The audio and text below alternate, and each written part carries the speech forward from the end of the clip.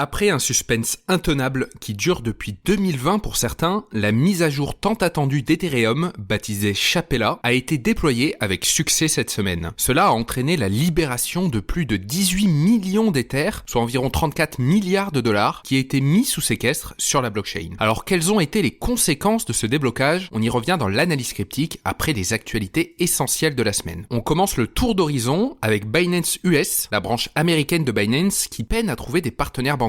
En fait, suite à la chute des banques Silvergate et Signature, Binance US rencontre des difficultés pour trouver une nouvelle banque, notamment pour stocker les fonds de ses clients. En fait, la situation actuelle des crypto-monnaies aux États-Unis rend les banques réticentes à s'associer à Binance. La plateforme d'échange utilise actuellement une solution temporaire avec un gestionnaire d'actifs non communiqué pour gérer les transferts de fonds. La réputation de Binance est fragilisée par les plaintes de la CFTC et l'incertitude réglementaire aux États-Unis. En fait, Binance fait face à des accusations de délit d'initiés, d'opérations opaques et de faux audits. Cette situation rend le contexte mondial hostile pour le secteur des crypto-monnaies. Pour la deuxième actualité, on part du côté de Twitter qui s'associe à la plateforme de trading eToro pour faciliter l'accès au trading de crypto-monnaies et d'actions pour les utilisateurs. En fait, la fonctionnalité Cash Tags permettra d'afficher des données sur les cours en temps réel. Les utilisateurs pourront cliquer sur un bouton, voire sur eToro pour acheter ou vendre des crypto-monnaies mais aussi des actions. Cette collaboration reflète l'intérêt des utilisateurs de Twitter pour les marchés financiers et les crypto-monnaies. Cette évolution s'inscrit aussi dans la transformation de Twitter amorcée par Elon Musk. Le Dogecoin, qui a été présenté comme la crypto-monnaie préférée du PDG de Twitter, a augmenté de plus de 5% dans les minutes qui ont suivi l'annonce. Pour la troisième actualité, on part du côté de la plateforme FTX où une réouverture est envisagée. En fait, les avocats de la plateforme ont récemment annoncé que FTX pourrait réouvrir dans les mois à venir après avoir récupéré 7,3 milliards de dollars en espèces et en actifs crypto liquides. Alors deux options sont envisagées. Reverser une partie des fonds aux clients lésés ou réouvrir la plateforme et offrir une part de FTX en compensation. Et au passage, la nouvelle a fait grimper le cours du FTT, la crypto-monnaie native de FTX, de 126% en 90 minutes. En revanche, la prudence est de mise car la gestion catastrophique de l'entreprise est encore sous enquête et son sort final reste toujours inconnu. Enfin, pour la dernière actualité, la France organise une consultation publique sur les métaverses pour devenir une puissance technologique indépendante dans ce domaine. Le ministère de l'économie et des finances mène cette initiative visant à établir un dialogue entre le gouvernement et les acteurs du secteur. La consultation prend en fait la forme d'un questionnaire ouvert jusqu'au 2 mai 2023. En réalité, le métaverse a su séduire divers secteurs comme le luxe, avec Gucci, LVMH, Kering entre autres, l'automobile avec Renault en France et l'immobilier avec seloger.com et The Sandbox. Pour rappel, lors de sa campagne présidentielle en 2022, Emmanuel Macron soulignait sa volonté de créer un métaverse européen. Affaire à suivre. Pour l'analyse cryptique de la semaine, on revient sur Ethereum et sa mise à jour très importante cette semaine. Alors en fait, attendue depuis 2020, la mise à jour de la blockchain baptisée Chapella a été déployée avec succès cette semaine. Alors que certains analystes percevaient dans leur boule de cristal un scénario de sell the news, autrement dit des mouvements baissiers, l'Ether a décidé de sabrer le champagne pour atteindre un pic de 8 mois, s'échangeant au-dessus des 2000 $ pour la première fois depuis l'été dernier. Même si le destin d'Ethereum reste encore imprévisible, grâce à Chapella, les détenteurs d'ETH peuvent désormais retirer les jetons qu'ils avaient mis sous séquestre, pour certains comme un trésor perdu depuis longtemps dans un contrat de dépôt Ethereum. Nombre de ces validateurs dévoués sont restés pieds et mains liés en bloquant leurs Ethers depuis 2020, ainsi qu'avec ceux qui ont rejoint l'aventure entre-temps afin de sécuriser le réseau, notamment en contribuant à la transition de la preuve de travail à la preuve d'enjeu de la blockchain en septembre 2022 en échange d'un rendement annuel de 4 à 5%. Désormais, les validateurs peuvent retirer leur butin. Est-ce qu'ils l'ont fait de manière massive? Pas vraiment. Au contraire, les dépôts ont dépassé les retraits sur les services de stacking, ce qui prouve la confiance des investisseurs sur Ethereum. Même avec plus de 18 millions d'Ethers, l'équivalent de 34 milliards de dollars verrouillés avant la mise à jour, nous n'avons pas assisté à une avalanche de ventes. Puis comme nous l'évoquions sur Zonebourse cette semaine, la majorité des validateurs d'Ether nageaient dans le rouge avant l'événement, ce qui rendait douteux le fait qu'ils encaissent leurs pertes. Mais en réalité, ce ne sont pas les échanges de jetons d'Ether qui constituent la véritable tête d'affiche, mais leur double, les LSD, ce qui veut dire Liquid Staking Derivative. Bien sûr, à ne pas confondre avec la drogue hallucinogène fabriquée à partir d'acide lysergique. Ces LSD, qu'on assimile à des produits dérivés liquides, se présentent en fait comme une alternative au stacking ou jalonnement traditionnel. Ces produits permettent aux utilisateurs d'échanger un proxy Ether, donc un Ether liquide représentant l'Ether authentique mis sous séquestre, tout en continuant à recevoir des récompenses de jalonnement, doublant ainsi leurs avoirs en moyennant des frais. Avec ce processus de staking liquide, vous pouvez déposer votre Ether sur une plateforme gardienne, dit custodiale, ou non gardienne, dit non custodial platform. C'est donc un Ether qui reste à à vous qui est mis sous séquestre et vous avez en échange en votre possession un STETH ou un RETH ou encore un CBETH de Coinbase tout neuf pour faire joujou. Cependant, le bon vieux ETH s'est toujours négocié légèrement au-dessus des prix des LSD spécifiques, reflétant l'écart des prix souvent observé entre un fonds d'investissement géré et ses actifs sous-jacents, notamment pour créditer le risque et les frais accrus. Les offres les plus importantes et les plus connues de stacking liquide sont Lido, Rocket Pool, Frax ou Stakewise. Et la question qui se pose après Chapella est de savoir quel rôle ces actifs joueront. En fait, depuis janvier, Lido, le plus grand protocole de LSD, a vu ses flux d'argent monter en flèche de 92% à 11,3 milliards de dollars, tandis que son rival obsédé par la décentralisation, Rocket Pool, a bondi de 112% à 1,2 milliard de dollars selon Defilama. Mais aussi sans oublier leurs jetons respectifs LDO et RPL qui ont progressé de 138 et 120% depuis le début du mois de janvier. Désormais, après cette mise à jour, les déposants peuvent se reconvertir en ETH natif quasiment en instantané. Ainsi, le jalonnement liquide est susceptible de connaître une volatilité importante dans les mois à venir, car après Chapella, le marché est susceptible de réévaluer la taille globale du marché du jalonnement et le repositionnement des acteurs institutionnels, professionnels et individuels. En fin de compte, la mise à jour Chapella démontre que les développeurs d'Ethereum sont capables de construire un réseau en temps réel et avec succès. D'un autre côté, avec les LSD, les stakers bénéficient après Chapella de nouvelles opportunités financières moins contraignantes, ce qui incitera probablement de plus en plus d'investisseurs à se plonger dans l'écosystème Ethereum. Comme le dit le proverbe, la chance sourit aux audacieux. Mais il est également sage de se rappeler que le marché des crypto-monnaies peut être aussi imprévisible que la météo, l'année 2022 nous l'a rappelé. Alors que le soleil se couche sur la mise à jour Chapella et que l'écosystème d'Ethereum continue de s'agrandir, une chose est sûre, la seconde blockchain du marché en termes de capitalisation est une machine en constante évolution. Néanmoins, elle reste tout de même difficilement prévisible à moyen long terme. Ici, la seule constante est le changement. Voici ce qu'il fallait retenir dans l'actualité des crypto-monnaies cette semaine et on se retrouve la semaine prochaine pour un nouveau tour d'horizon.